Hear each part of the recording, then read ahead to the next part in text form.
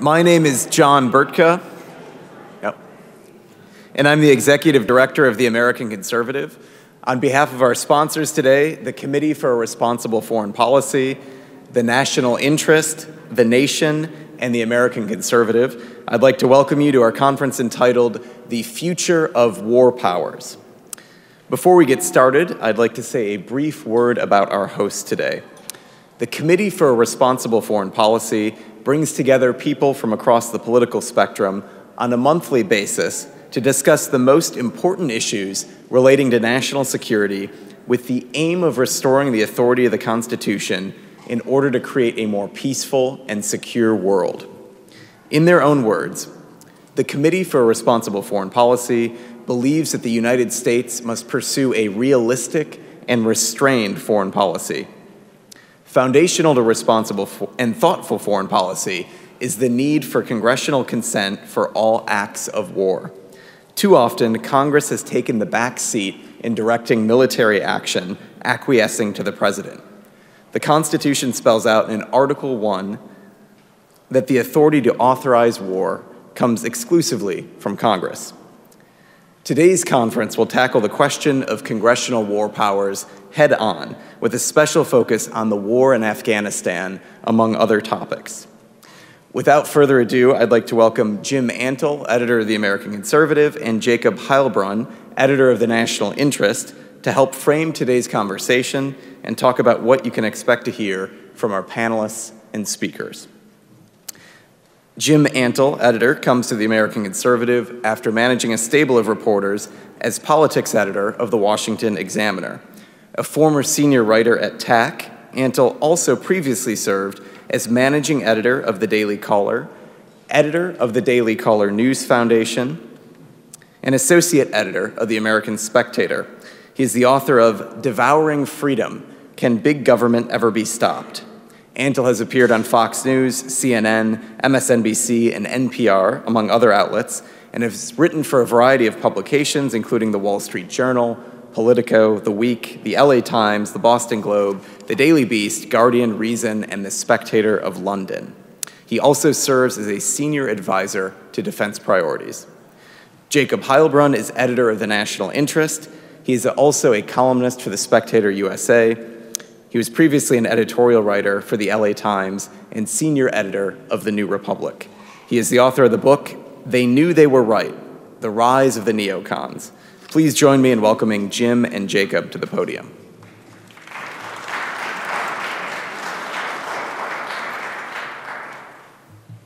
Thank you, Johnny. I want to thank you all for being here. Good morning. Welcome. I want to thank my colleagues at the National Interest, the Nation, and the Committee for Responsible Foreign Policy for putting on this event and joining us in this endeavor. We have been blessed or cursed, depending on your perspective, to live in interesting times politically.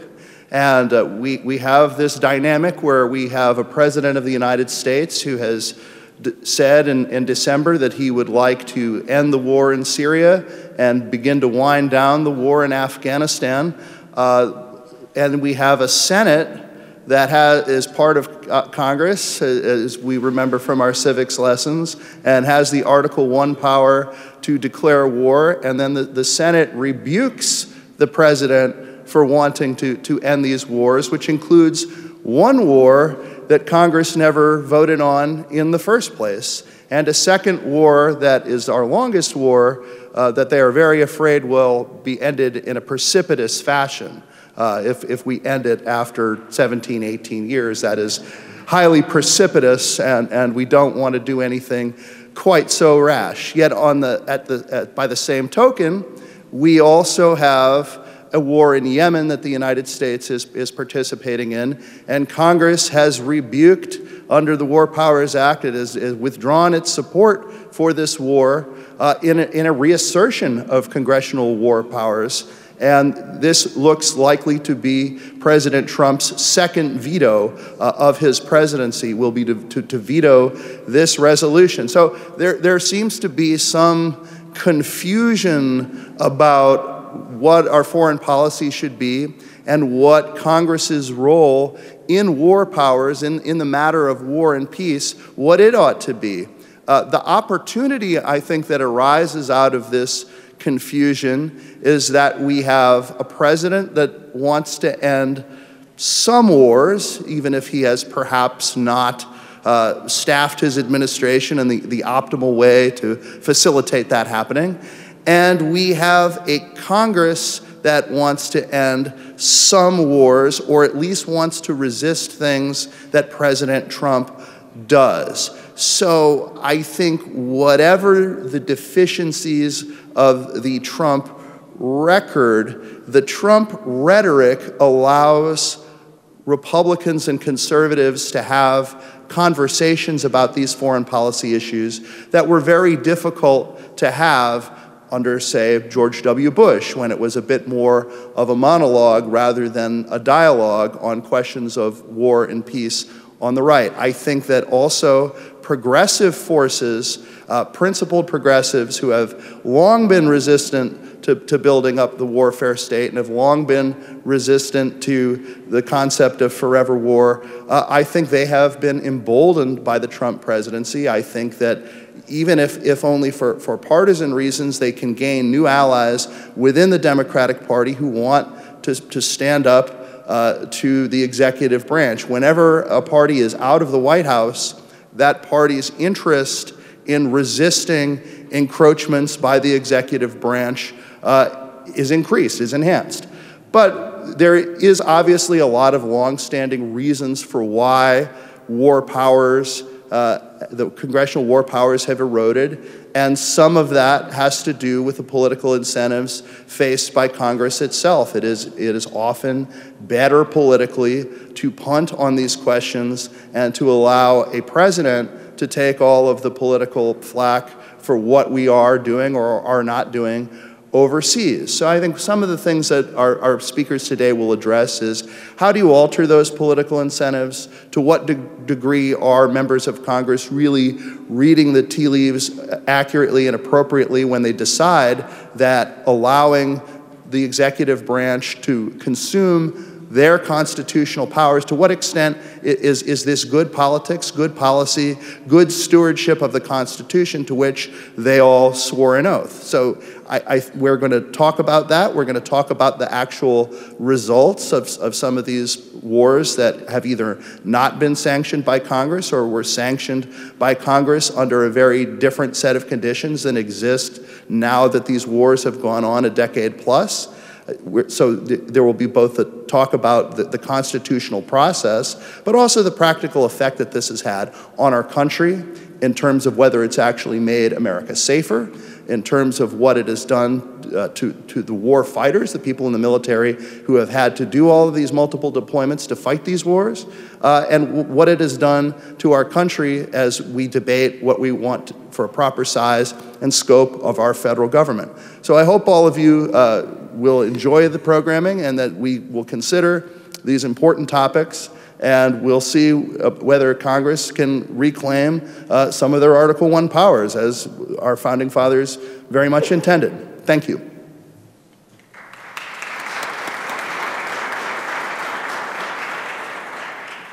Well, it'll be tough for me to improve on Jim's lucid remarks, but I do think that the presence of this meeting here in the Russell Building is itself a good sign that the American public is increasingly wary of entanglements abroad.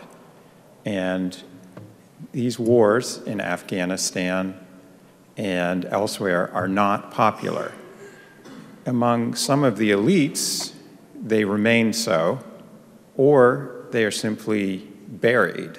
The New York Times columnist Bret Stephens, a prominent neoconservative, recently tweeted that America is at peace today, which flies, obviously, in the face of reality. We are, in fact, enmeshed in conflicts abroad. And the Trump administration has also made threatening noises about engaging in Venezuela as well. So there is a schizophrenic quality to the Trump administration, where you have a candidate who campaigned explicitly against enmeshing America in further wars abroad, and an administration at the same time that has greatly ramped up defense spending, identified Russia and China as potential great power conflicts, and focused its energies above all in trying to deter and ultimately combat what it sees as a new imperial aspirations of China. So what is taking place today? I think what we have, as I was driving here in the Uber, we passed the James Forrestal building, and really what it reminded me was that ever since World War I, and particularly World War II, James Forrestal was Secretary of the Navy and the first head of the Defense Department after World War II, ultimately ended up committing suicide. But he drafted, together with George Kennan, the containment policy for the United States, which really helped to create a national security state. It converted America slowly but surely from a republic into something resembling an empire. Now, some scholars call it an empire by invitation, others dispute the notion, but it's clear today that America, progressively since the end of World War II, has become the dominant power in the world. And this is a title and claim that it is reluctant to relinquish. And the Trump administration, whatever it may say, has again sought to expand the powers of the national security state. Now, this has provoked some opposition in Congress today. We see it in the controversy over the war powers. Congress, after the Vietnam War, began to assert itself again in foreign policy. But the war powers, let's face it, are ambiguous, and no president has really wanted to accede to them. My suspicion is that whatever Bernie Sanders says today about war powers, that once he became president, or whoever it is, they may start to change their mind, because power is seductive and corrupting in the end. But no matter the proclivities of individual presidents, one thing that we can't also forget is that Congress has, in recent decades, also been an enabler of the national security state, particularly during the George W. Bush administration. And it did this in a mixture of witting and unwitting ways. The fact is that congressmen have been increasingly reluctant to vote on any of these issues. They have simply abdicated, both in the House and in the Senate. And it's more comfortable for the legislature not to have to take stands on these issues, including going to war. So what do we have today? We have a situation where America wages war on the credit card. We don't pay for these wars. We finance them through debt. Congress doesn't declare war. It carps from the sidelines. Let's hope that this meeting today can help provide a path forward to change that. Thank you.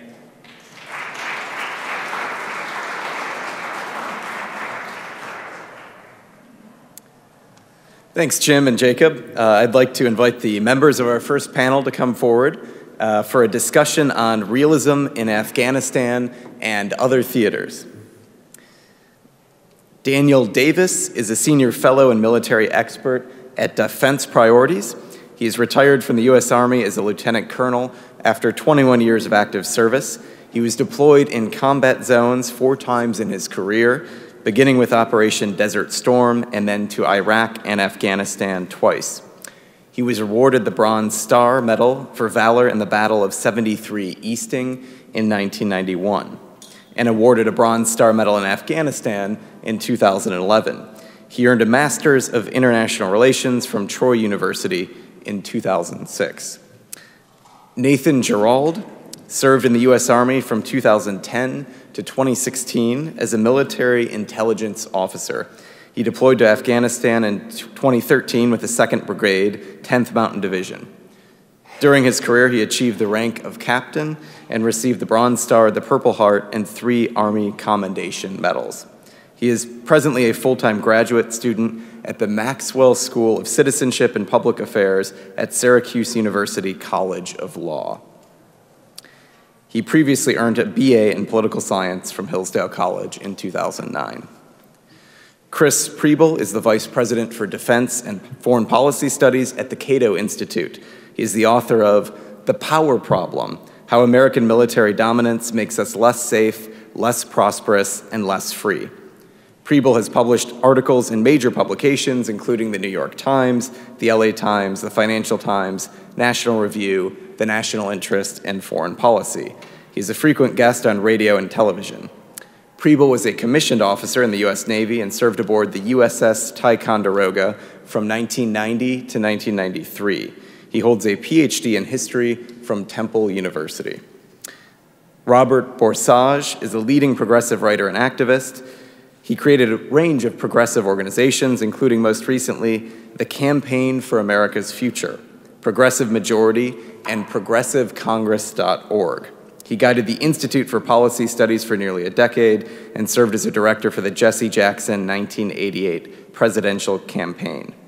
A contributing editor to The Nation, Borsage's articles have been published in Reuters, The Huffington Post, Progressive Breakfast, The Washington Post, and The New York Times. And our moderator, Colonel Larry Wilkerson, is a distinguished adjunct professor of government and public policy at the College of William and Mary. His last position in government were as Secretary of State Colin Powell's Chief of Staff from 2002 to 2005, Associate Director of the State Department's Policy Planning Staff under Ambassador Richard N. Haas, and a member of that staff responsible for East Asia and the Pacific, political, military, and legislative affairs. Please join me in giving a warm welcome to our panel. I'm going to kick this off. I finished a 3-hour seminar with my 8 graduate students yesterday at the College of William and Mary on U.S.-China relations and the Trump administration. At the end of those 3 hours, 8 very bright students were as confused or even more confused after the seminar than they were before. No one could say what President Trump would do with regard to Taiwan and a crisis there, with regard to a freedom of navigation crisis in the South China Sea, or for that matter, with regard to what the Chinese are more and more paying attention to, and we're not, our presence in Afghanistan. After all, it puts us with hard power on their, quote, other flank, unquote.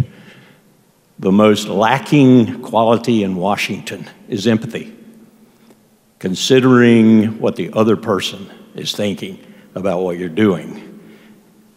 That's a military failing of the first order. The topic of this panel this morning is to look at what I consider to be 17 years of military and civilian failure in Afghanistan. But if you'll notice the title in the program, it says, "and other theaters." We have 800 plus military bases across the globe. The rest of the world, including Russia and China, have only 75, 76, 77, depending on how you count them. That's an invitation to war in every one of the places those people sit. If you noticed in the last hour or so, news has come from Mali and deaths there, over 130 as I understand it. Why are we concerned about Mali, especially if the terrorist groups there are by and large local with no global capability? Are we going to check every single terrorist group in every state and every theater we're engaged in, which is the globe? Well, to talk about some of this morning, we have a very distinguished panel, as you heard. And I'm going to start with Dr. Preble from Cato and let him tell us his views of intelligent statecraft realism. Give me a stand. Sure. Yeah. Thank you, Colonel. Nice to be here. I should make 3 quick points. I have some, I think, fairly basic guidelines for when the United States is called upon to use force around the world. And I think when the Afghan mission started in October of 2001, it met those criteria. Some of these should be familiar to you. They should be very familiar to Colonel Wilkerson. The first is when the United States sends its forces into harm's way, there should be a compelling national interest at stake. That seems fairly obvious to me, but it's not always obvious. Let's at least debate what those interests are. There should be strong public support for the mission. There should be a sense of related how we're going to pay the costs of the mission if it's expected to last a long time. We need to know what the mission is. What are we asking our troops to do, and how likely is it that they will accomplish that mission in fairly short order, or at least in some defined period of time. And lastly, just because the United States has the ability to use force anywhere on the planet at any time with no prior notice, as we do, does not mean we should. Force is a last resort and should always be treated that way. I think that in October of 2001, those 4 criteria were essentially met with respect to Afghanistan. So that I think that the justification for going in October of 2001 was correct. On reflection, I think that I need to apply those same rules for getting out of our wars. Because getting in is the easy part. It's the getting out that's the hard part. And I think today, in 2019, the mission does not meet any of those 4 criteria. It is not clear to me that our national security is advanced by the United States presence in Afghanistan. As Colonel Wilkerson points out, terrorists can emanate from many places around the world. Why is it that Afghanistan is the most important of all those places? It's not clear to me that it is, nor is it clear to me that having U.S. personnel stationed there permanently is the solution to that problem. The public support has collapsed for the mission in Afghanistan. Overwhelmingly, the United States, the American people want out of that war, and they have for some time. The costs, of course, are dubious, but we have the Overseas Contingency Operations Fund to fix that problem for us, so we'll just sign it off to our children and grandchildren. Nor is it clear to me what the mission is any longer. It was pretty clear to me that we were going to dislodge al-Qaeda and send a message to other organizations like the Taliban that might have wanted to harbor them. But what is the mission today in Afghanistan? It's not clear to me. I think it's important to keep these rules in mind, again, not just when you're going in, but also when you're considering whether to stay in, because despite the fact that the President said in his State of the Union address that great nations do not fight endless wars, we do. We, the United States. Of course, not most of us, because most of us are not wearing the uniform, but the United States of America is involved in endless war. We don't even talk about it anymore. The safest thing politically is to stay, because you can't be blamed if you stay for all the bad things that happen after you leave, right? There's the tautology. And that's what I think is going on in Afghanistan today. And lastly, I want to spend just a few minutes sort of reviewing how it is that we got here with respect to President Trump himself. One of my favorite lectures that I give is on the U.S. war in Afghanistan and all of the various things that Donald J. Trump, private citizen, said about the war in Afghanistan before he became President Donald Trump. Those promises clearly indicated a desire to get us out of long, protracted wars, especially the war in Afghanistan. Late in the stages of his campaign, he seemed to change his tune ever so slightly, and yet I think it's reasonable to believe that most of the people who voted for him believed that he was going to try to get this country out of that war. And today, I hear the White House and others talking about the promises that the president has kept to his supporters.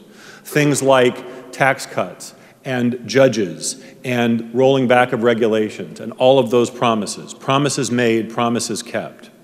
And I ask, why is it that promises with respect to war and peace don't have exactly the same, nay, more important impact? Why is it that we care more about those things than what we are asking our men and women to do fighting and dying in Afghanistan? If this mission cannot be justified by a clear rationale, it should end, and it should have ended a long time ago. Thank you.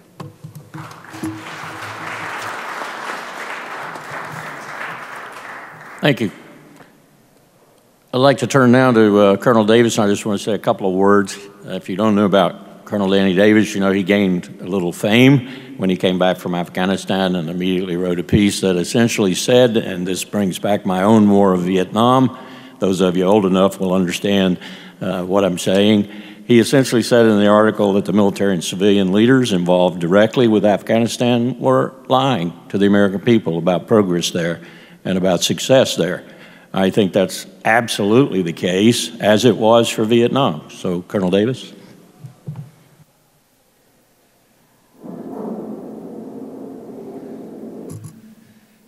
It was July of 2010. 101st Airborne Division had sent a company of its paratroopers in on an air assault mission along with 60 Afghan military personnel. They were sent into the Marawara Valley, which is in the Kunar province, which sits right up against the Pakistan border, with the mission to take a specific town through which the Taliban were using to funnel troops and personnel and conduct operations elsewhere in Afghanistan. The people in charge decided that was something that was important to shut down. So they come flying in early in the morning. They expected several dozen Taliban fighters because the intelligence had told them that that was there. And so they had plenty of equipment, personnel, and everything they needed to take care of the mission. The intent was, after they had taken this particular area, they were going to put the Afghan police in charge of a defensive perimeter so that they could maintain that gains, and so that way you would permanently cut off the Taliban's areas there, their routes in. Well, it didn't work out as expected, like often happens in military operations. The plan doesn't survive first contact, and that was the case here. Instead of several dozen Taliban, it turned out that there was about 250. And the fighting continued on hours, and now all of a sudden they don't have as much equipment as they thought. But then the heat turns up, both physically and rhetorically, and the Afghan military, who'd been trained for about 4 years up to that point and had trained with the Americans, decided they'd had enough and left. Literally just abandoned the battlefield and moved back to where they were no longer in the fire. Well, the Americans were pretty pissed off, as you might guess, but being American troopers that they are, they don't care how hard the mission is. They're going to continue to fight until they succeed. And sure enough, overnight they had got some reinforcements, both Afghan special forces and other American troops, and by the next morning they had actually accomplished the situation. They had attained the objective, and the Taliban had been routed and sent out. Now, it came pretty expensive for the Americans. There was, I believe there was 3 killed at that time and 15 wounded, and 1 Afghan that was killed before they stopped fighting. But we still have the objective, so now then we're going to bring in the Afghan police, and we're not just going to throw them out there. We actually brought in prefabricated defensive positions so that they were fully outfitted. They had communications gear, they had electronics communications, they had cameras so that they could see, in the dark, and they were set up with everything that you could have. After about a month, our troops left and handed them off in about as good a shape as it's even possible to be out there. However, almost immediately, rumors started spreading that the Taliban were going to come back in force and seek revenge on all of those who had been fighting against them. The power of the rumor alone caused the Afghan police to abandon the battlefield. They literally left everything behind. They took whatever they could, whatever we had given them, and the Taliban came back and did not retake it militarily. They just walked back and came into the position, and then it was as though we had never been there. It's very much the same as if I have a bucket of water and I have a powerful fist and I'm going to drive that fist into the water. The water is completely helpless. It can do nothing to stop my fist until I pull my fist out. At that point, the water goes back to where it was before, and you can never tell that the fist was ever there. Now, that was a tactical situation. On an operational level, what we used to call RC-East, Regional Command East, which was Kunar and several other provinces over there, which was one of the primary objectives of our operations in Afghanistan during the Obama surge especially, it's the same situation on a little larger schedule. So I've spent actually quite a bit of time in the Kunar area, and after we left, and I believe it was 2014, 2015, when most of our troops left, and we handed the situation, or the battle space off to the Afghan military, they abandoned everything except for 2 bases. And I have a friend of mine, an Afghan friend of mine who still lives in the area. I confirmed, he texted me just this morning and told me that basically the Afghan troops occupied 2 of the bases. They don't conduct operations from there, they merely occupy. They can't drive there, they can't reinforce it, they can't feed their people, they can't bring ammunition, fuel, water, they have to bring it in with a helicopter. So literally they have 2 dots in that whole area, which was an entire division command area before that, and he said that it's as though you were never there. This morning, he reinforces that. It's as though we were never there. On the strategic level, it will be the same when we leave Afghanistan, as though we were never there. No matter what we want to say we want to have accomplished, at the end of the day, whether that's next Tuesday, whether that's 6 months from now, 6 years from now, 60 years from now, if we want to be that foolish, when we leave, and it's a when, not an if, Afghanistan will become back to what it was, what it naturally is going to be. And that's one of the things that I just want to reinforce so much. And as the Colonel mentioned here, it really doesn't matter whether you're talking about Afghanistan, Iraq, Syria, Yemen, et al. It's going to be the same. As long as you have American troops on the ground, that fist in the bucket, there is none of these, organizations or terror groups that have no militaries. They don't have any Air Force. They don't have a Navy. They don't have all these things. They can do nothing to prevent us from having our fist in that bucket. But we're not going to keep our fist in that bucket because it's not in American interest to do so. We are not preventing any terrorist strikes from happening in the United States because of our troops in Afghanistan, Syria, Iraq, the operations in Yemen, Africa, all of these places. They are merely tactical activity. The military can't accomplish every one of these missions you send us after, and it will have no impact on your security in the United States. I cannot reiterate that strongly enough. Our security is not ensured here because of troops on the ground over there. That is the biggest fallacy that I think has come out of the whole so-called war on terror. Our security is prevented or is taken care of by our very robust ISR strike, what's called intelligence, surveillance, reconnaissance, and the ability to strike targeted enemies who may specifically want to attack the United States. We must keep ourselves safe. We should keep ourselves safe from any terrorist attempt wherever it may arise. And we have to protect ourselves on a daily basis, whether it's in elsewhere in Africa where we don't have troops, whether in Pakistan where we don't have combat troops deployed, or anywhere else in the world. We have to keep ourselves safe everywhere.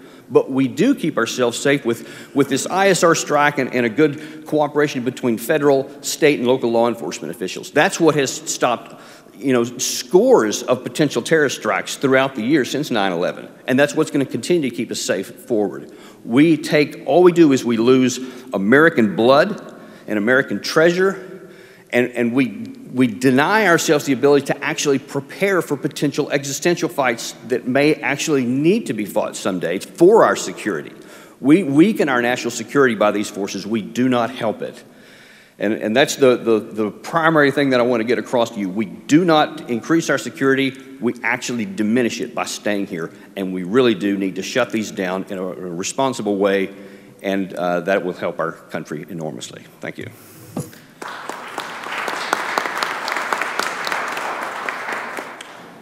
Thank you, Colonel Davis. I would just add to that most of my military colleagues, and without exception, my colleagues whom I have trust in and whose opinions I value in the intelligence community, whether it be the Defense Intelligence Agency, the Central Intelligence Agency, the National Security Agency, whatever, agree that our actions around the world are adding to our problems with terrorists rather than subtracting from them. And it brings back to mind a comment that Secretary Donald Rumsfeld made during my administration when he asked the chairman of the Joint Chiefs of Staff and others arrayed around him in uniform, tell me how we're winning when every time we kill one of them, we create 10 more. That's a real problem. Robert.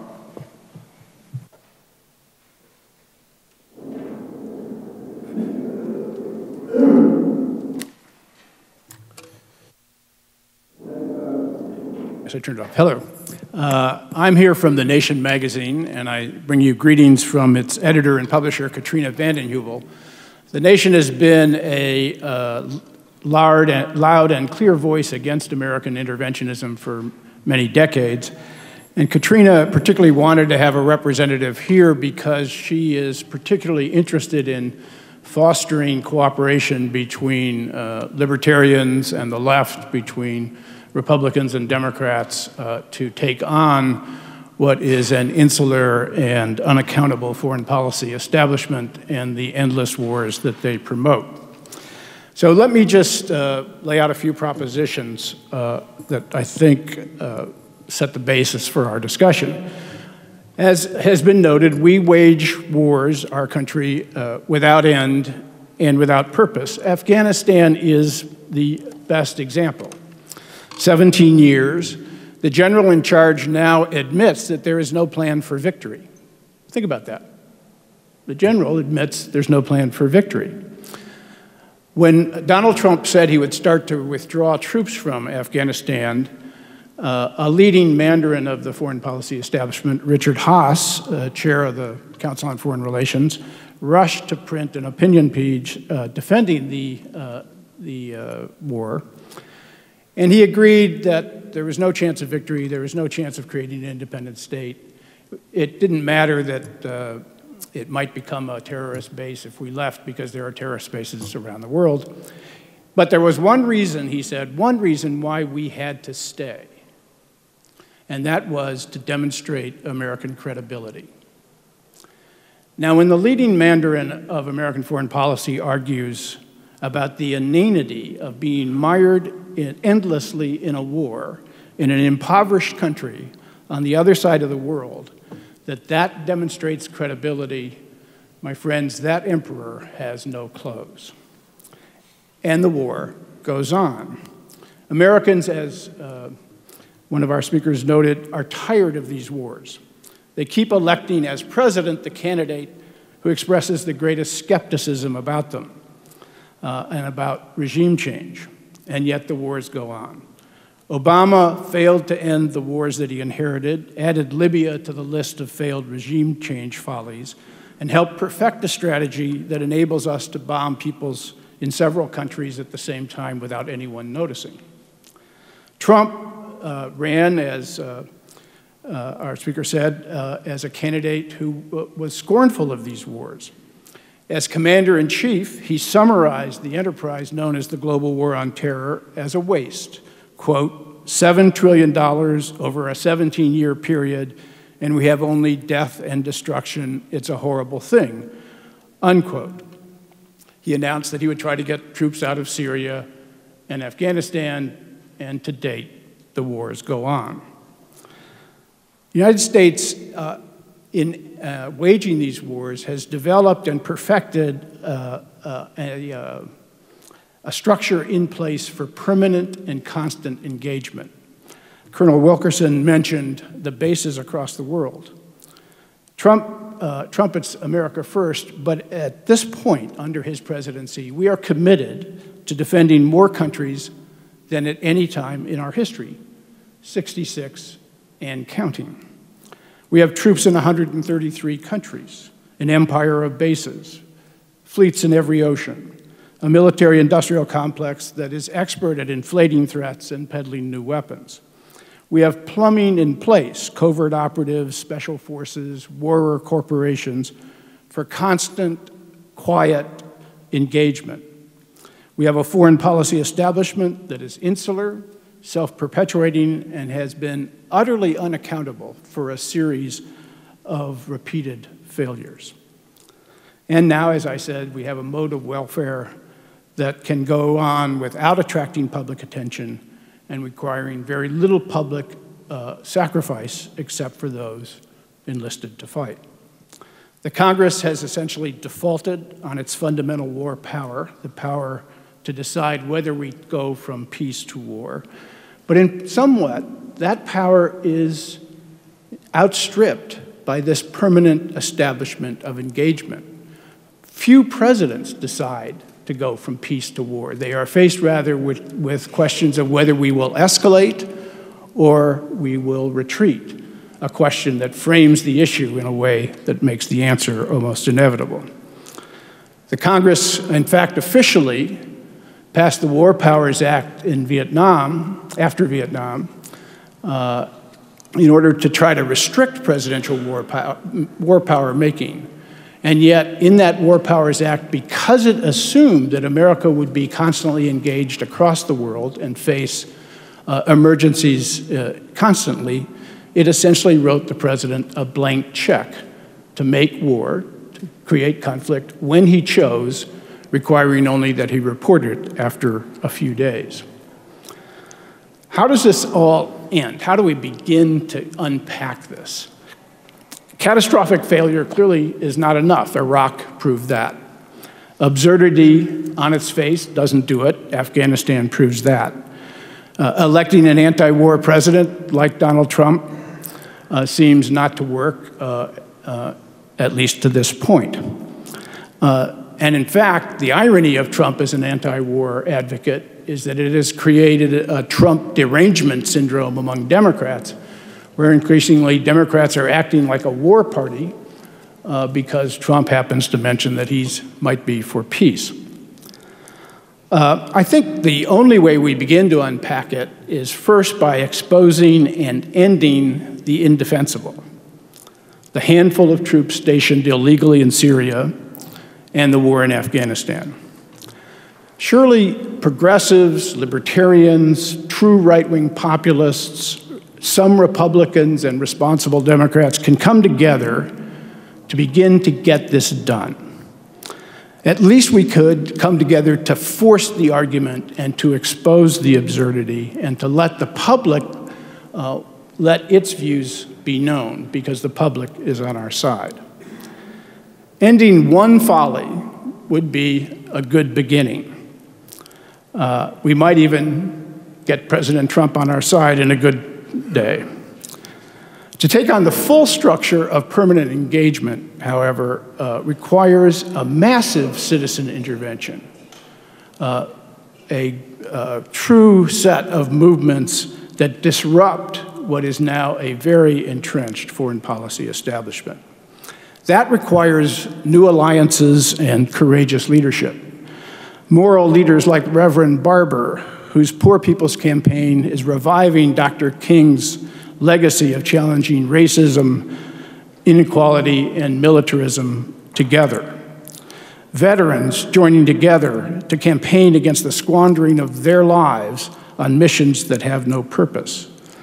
National security mandarins perhaps echoing Brad DeLong, Obama's economic advisor, who admitted that they got it wrong and it was time for others to lead.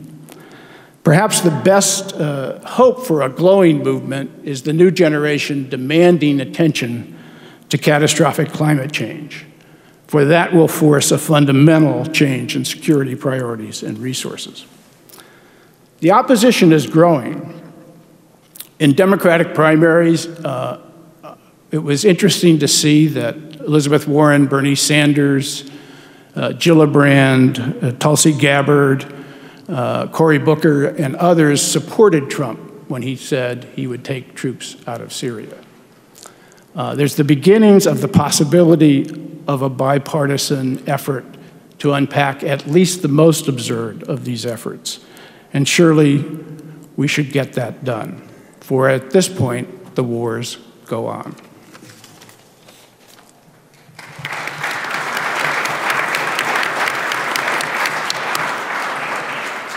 Thank you.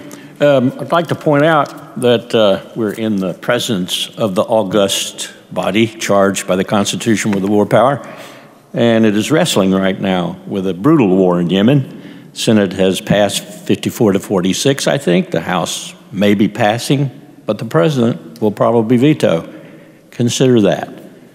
The Congress overrode Richard Nixon's veto with regard to the war power. Nathan?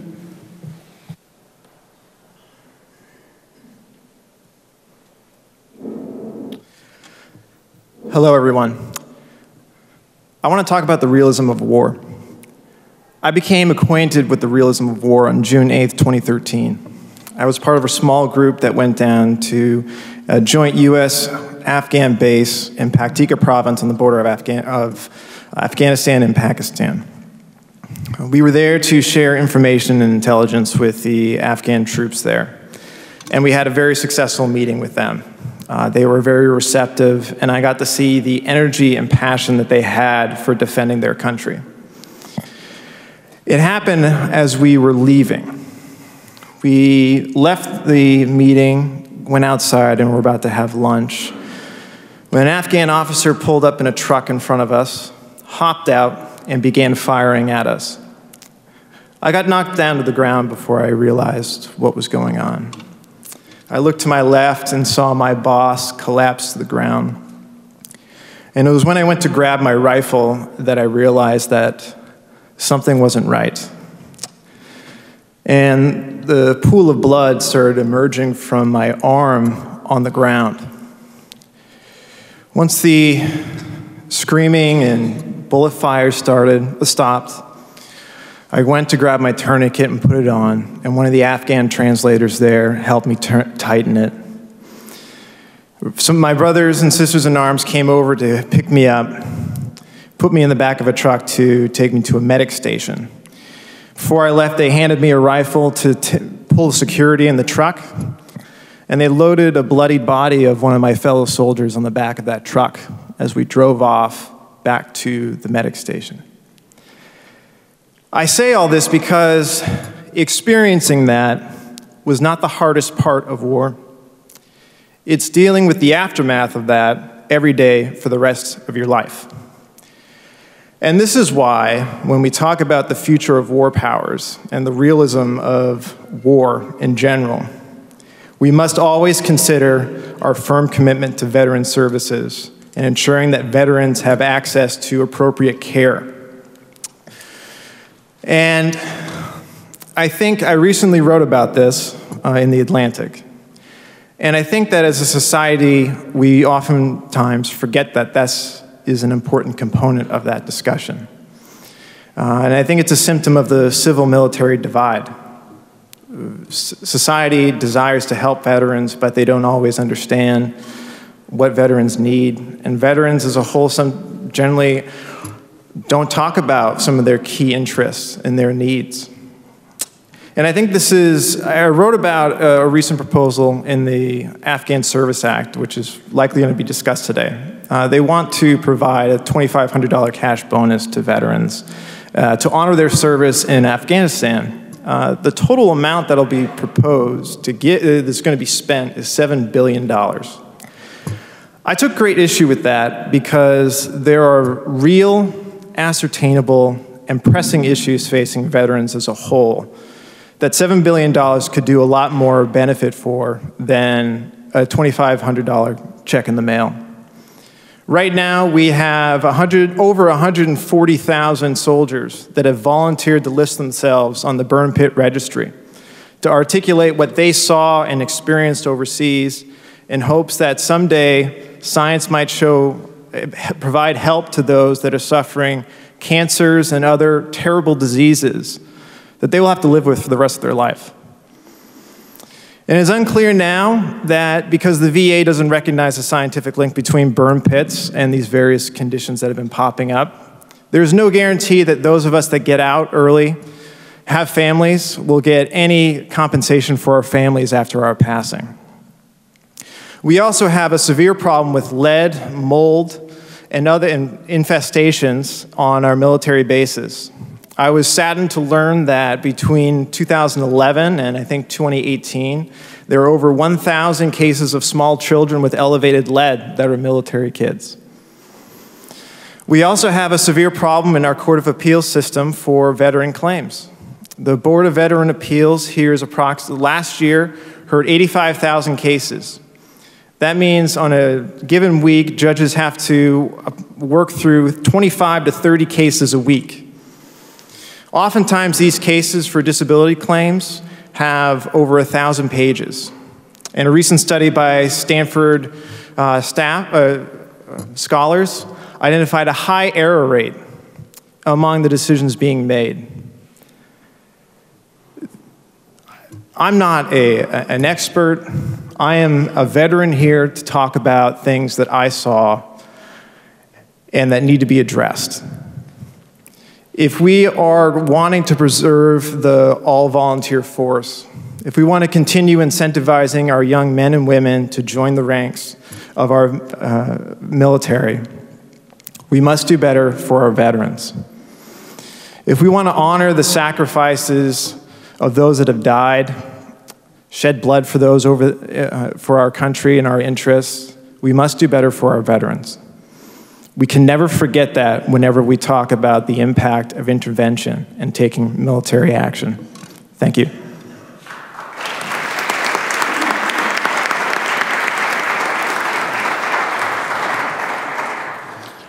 First thing I want to do is thank the panel for doing something I rarely encounter, staying on schedule. So now we have time for questions from you, roughly a half an hour for it.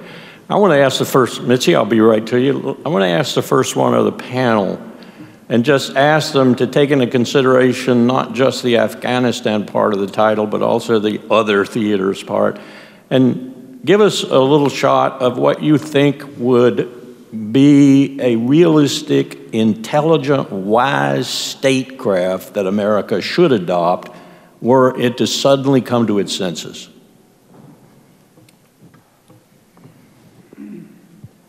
Well, I think that it has to begin with an appreciation for all of the instruments of American power and influence.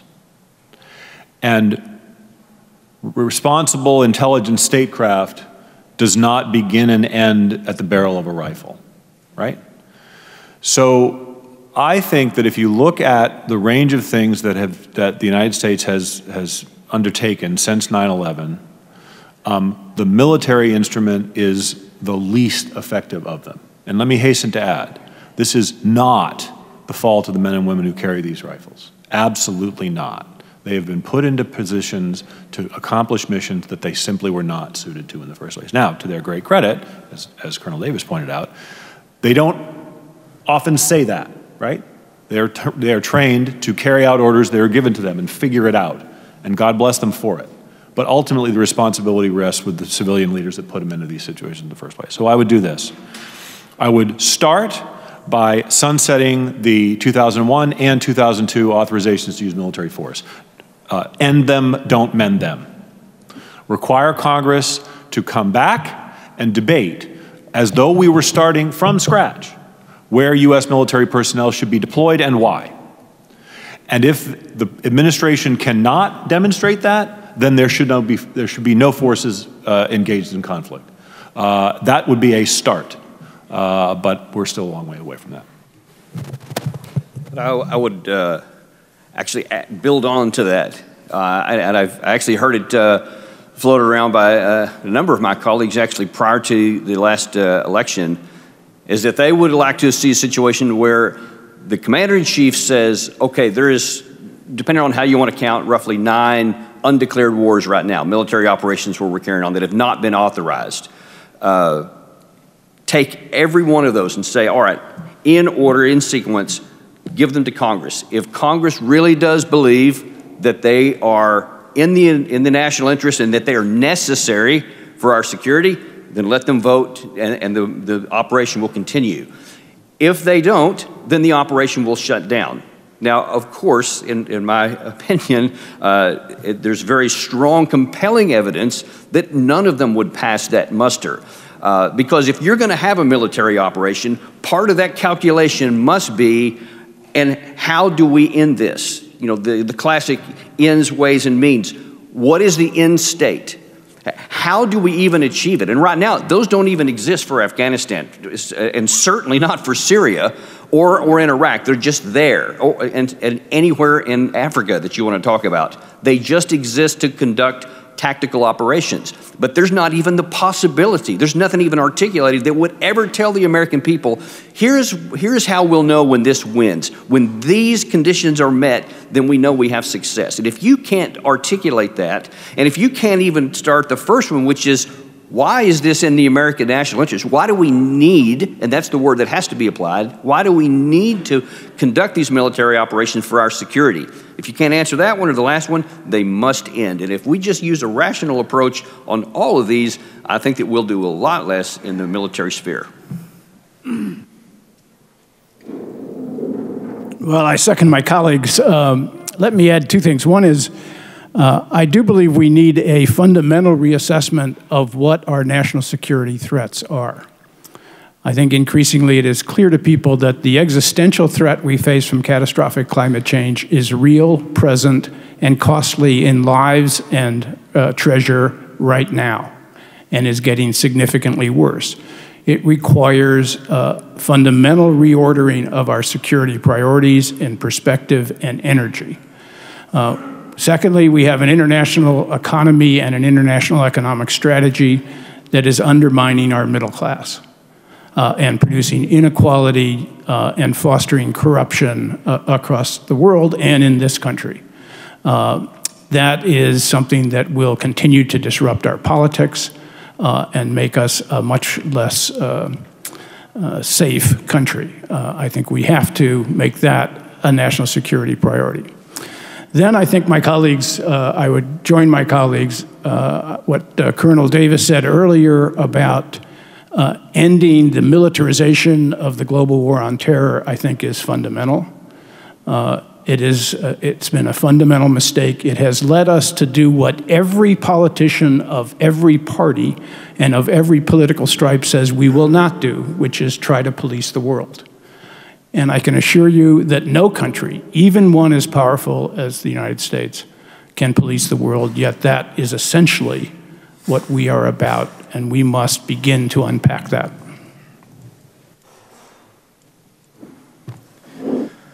I think we need to remember that military force is just one of our powers as a nation. We have diplomacy, we have information, we have economic means. And that we can achieve these objectives only through unity of all efforts toward a defined, clear goal.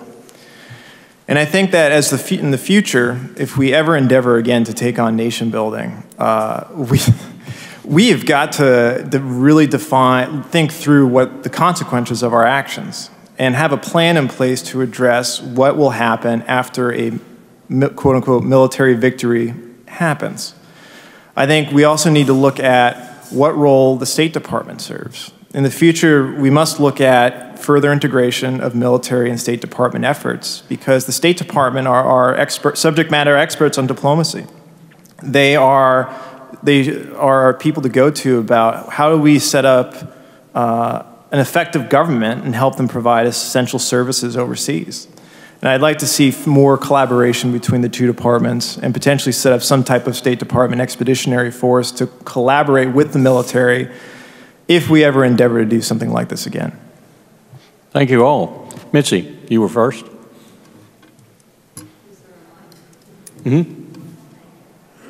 I'm Mitzi Worth. I'm with the Naval Postgraduate School now, but I actually got the energy conversation going back in the Defense Department when they became the leaders. So I was thrilled to hear what you had to say about energy being the real crisis. My question to all of you is, how are you going to organize? By the way, this was brilliant. How are you going to organize to get your stories throughout the entire country?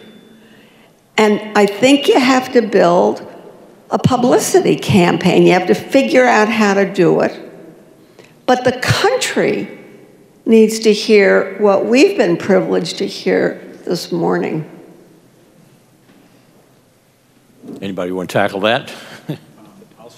I'll start. I'm having a bit of a Groundhog Day moment right now, because as I walked into this room a little while ago, I realized that I had participated in a discussion on Afghanistan in this very room about 10 years ago, which is all a way of saying what I've been doing for the last 10 years clearly isn't working. You know you've been in this game too long when you have to Google to find out when you gave a talk. No, I don't recommend that. Anyway, here's my recommendation. For better or for worse, and I think that it is a double-edged sword, the public pays attention when former military people say it. When there is a bipartisan bill introduced on the floor of the Senate, we will hear from Senators Paul and Udall in a bit. When they introduce something on the floor of the Senate, it gets a little bit of attention. When Concerned Veterans for America and Vote Vets get together, it's the front page of the New York Times. Now, I'm not sure that I like that. In fact, I'm pretty sure that I don't like that, but it is what it is. So we just have to accept reality. And I think it's very exciting. I think Bob alluded to this as well. I think it's very exciting that two veterans organizations who disagree on many things can agree on this one very important thing. And we should see more of those sorts of coalitions. And I would just add that issues like that, or events like this, I mean, they do help. And what Senators Paul and his colleagues are doing also helps. And if we continue to take it out of this room and use social media to get it out there any way that you can, to show how rational and sane and realistic are the things that are being advocated here, and how virtually the polar opposite are the things that we're doing. And I've heard it said recently, and certainly it seems to be the case, that that the Congress seems to be many years typically behind what the American people actually think. And we've seen poll after poll by different organizations that show the overwhelming and growing belief that what we're saying represents what the most Americans actually believe and think too. And if we can just bring those two together a little quicker, then I think it would be benefit for the whole country. I'd like to just add that in the last decade that you've been looking at, I've been in all 50 states. And I've spoken on college campuses and at Rotary clubs and everything else, and I deliver this message. And I was at Angelo State University in Texas last week at an all-volunteer force forum with a lot of veterans and a lot of scholars who study the U.S. military. And we all agreed and put it up on the board so everyone in the audience could see it, that we had a dozen issues that the American people had clearly indicated in poll after poll that they wanted the Congress to act on. Everything from gun control to now climate change. And then we asked the question, why has not that august body of the people's representatives done what clearly you have told them to do? Because they haven't. Next question, please. Colonel. Good morning, all. Thank you very much, and thank you to our veterans on the panel for your service, and clearly in many examples, outright heroism. My name is Connor Clark. I'm a graduate student at University of Maryland, and I'm finishing up a job with the National Guard Association down the street. I wanted to ask about some of the more populist-seeming proposals to constrain Congress from war, appropriations, decisions, lack of restraint based on constraints of self-interest. There seem to be these things that float around saying if deficits arise above 3%, all congressional officials are ineligible for re-election, and things, or even things like you should not be allowed to vote for war unless you have served, or another one, if you vote for a war, your kids are first to be drafted. I mean, these things, very simplistic, but I can't help but wonder if in this they have this kernel of truth. Are there realistic constraints on self-interest of Congress? Is there something that can be crafted that really does, I don't want to say has a great chance of passing, but are there things that can be proposed and enacted to shape the conversation that's a bit more productive and actually would work within the constitutional framework without raising, the ethical question of favoring certain kids for the draft? Thank you. I'm going to let the panel take that question, but I'm going to say two things right off the bat. This is the consensus we came to at Angelo State University: a war tax and conscription. Questions or comments?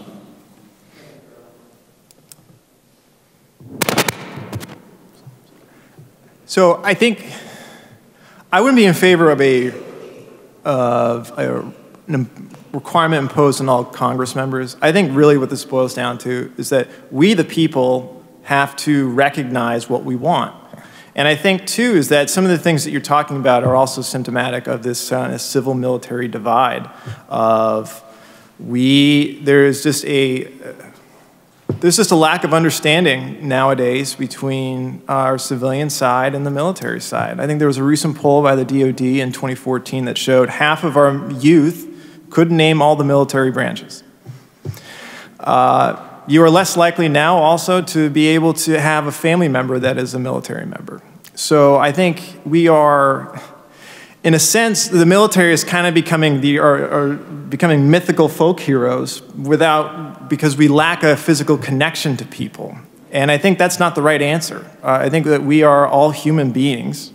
We are all citizens, and we're just trying to do the best we can. And I think that ultimately we just need to look at, and I like the proposals of, I think we as a people, when we're at war, we need to feel a connection to war. I mean, because I think one of the greatest criticisms I hear from veterans about this war in Afghanistan is it's the forgotten war. I think the quote earlier that was mentioned about, America is at peace right now. Meanwhile, we have thousands of troops around the world, right? In some sense, we might as well be deployed on the moon because there's no real connection to that. And I think in Vietnam, for example, they had the draft where someone's neighbor was drafted, someone's cousin was drafted. It was on the news every day. So I think having a greater connection, fostering a greater connection would be one mechanism I would be in favor of, but I think as a whole, the people themselves need to invest in understanding this issue. Let me just add money in politics. If you want to make one basic reform in Congress, you have to limit the influence of big money in lobbies here in Washington and in campaign contributions generally. Now, interestingly, that's beginning to happen in sort of a de facto way. Certainly at the presidential level, increasingly candidates can be viable with small donations, or great fortunes like Trump had, which gives them independence from the entrenched interests that stand in the way of Colonel Wilkerson's agenda in Texas. And if that starts to apply to congressional races, if you could pass a public matching grant for small donations for congressional races, you would see Congress much more able to reflect the interests of its citizens rather than the interests of its entrenched interests. Thanks. Where's the mic? Thank you. Paul Gallagher with the Executive Intelligence Review. I just wanted to raise that the arguments that you have made, although I certainly agree with almost all of them, are negative. They address themselves to a few of the wars in which we're involved, and they should be ended. But there's a broader context here. The target of confrontation in these wars, for the most part, is Iran and Russia, and above all, Russia. We've just been through 3 years of intense attempts to prevent President Trump from what seemed to be an intention to cooperate with Russia, and instead to make him confront Russia along with all of the neocons and everybody else. In Syria, we're confronting Iran and Russia. And the argument for keeping the troops there, if they even make an argument, is that. So what I would like to pose is that you're not going to end this endless war-fighting policy except by a development policy which involves cooperation with Russia and with China, as the president at least had some apparent intention to do, in not only a new strategic concept ending these wars, but also development efforts in these countries, joint infrastructure development efforts in these countries. I mean, if you look at Korea, where Trump has— Is there a question coming? That's the question. I'm saying, isn't this necessary, including cooperation in space? The young man mentioned the moon. Why shouldn't some of those soldiers wind up among explorers on the moon? This is another thing which requires international cooperation with the other spacefaring powers. And that kind of a policy, credit and development policy in cooperation, is the antithesis of a policy of fighting wars in order to eventually confront Russia, including in Ukraine. I think you've described some portion of intelligence statecraft, but go ahead. Yeah, I think that there's something even more fundamental necessary before even any of those things should even be contemplated, and that's that we need a change of mentality. We barely escaped thinking that we won the Cold War and that we were now obligated or due to kind of lord it over everybody else before 9/11 happened, and then we got thrown into this fear matrix to where we were afraid of everything, and the only solution is to send combat troops everywhere. And that just became a default situation. And you know, you had the Iraq surge and you had the Afghan surge, and we have not broken out of that mindset right now. And so it just almost is like a default. Well, we have to have troops overseas to keep us safe. What we have to do, first of all, is penetrate that and realize, no, actually, we don't. We have a tremendous military capability, nuclear and conventional, that will keep us safe from virtually any threat that could arise today. And we have a good ISR strike to defend ourselves very effectively from terrorist attacks, no matter where they may come from. We have to realize we don't need those troops over there. That's not even keeping us safe, much less do we need to. Once we can come to the realization that that doesn't keep us safe, now then you can address a whole new realm of things and say, hey, what we need to do is focus on how are we going to benefit our country? Clearly, economic and diplomatic engagement is far more beneficial and helpful to our country than the barrel of the gun, leading with the barrel of the gun first. That's the worst way to do it. So if we can have a change of mentality, then that and many other things become possible. I'll just piggyback on that. I think it was entirely understandable after 9/11, the United States suffered this horrific traumatic event, one of the worst certainly in our history, and it was understandable why people were extremely frightened and also believed that it was merely a harbinger of many other events like it. One of the great frustrations of my own is looking at the ensuing, nearly 18 years, and public attitudes in terms of fear of terrorism have basically not abated at all. If terrorism succeeds by terrorizing us, then the terrorists are winning, because we're terrified.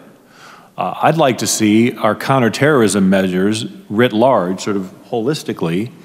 That should be one of the metrics. Are we less frightened than we were 18 years ago? Why do we not measure that? Why do we not account for that? Why do we not consider it a failure of policymakers to not reduce those fears? What they do instead is inflate them. And I think we need to reset our expectations in terms of what level of security is reasonable in a free society. Spoiler alert, it's not perfect security, but what we have is pretty darn good, and we need to stop frightening ourselves. I remember vividly a chart that you guys produced at Cato. It essentially said, if I remember right, that you had the probability of being killed by a terrorist that you had similarly to being struck by lightning. And that was assessing data including 9/11, which was a traumatic event and a lot of casualties. But that shouldn't produce the fear factor we just heard described here, but I agree completely. It has still got a lot of people in its grip. And it's partly because politicians find it very handy to exploit the politics of fear. One more. Good. Up here. Go back to this side. She's had her hand up repeatedly. Hi, I'm Netra Halpern with Peace Films. Also, I have a background in psychology. Is this echoing? Okay. Anyway, so I appreciate most of what everybody has said, and just want to reiterate that that fear-mongering is partly politicians, but it's also the mainstream media. And the media, the vast majority, is owned by only 6 companies. So we do not have a plurality of media like a strong, free, democratic state would.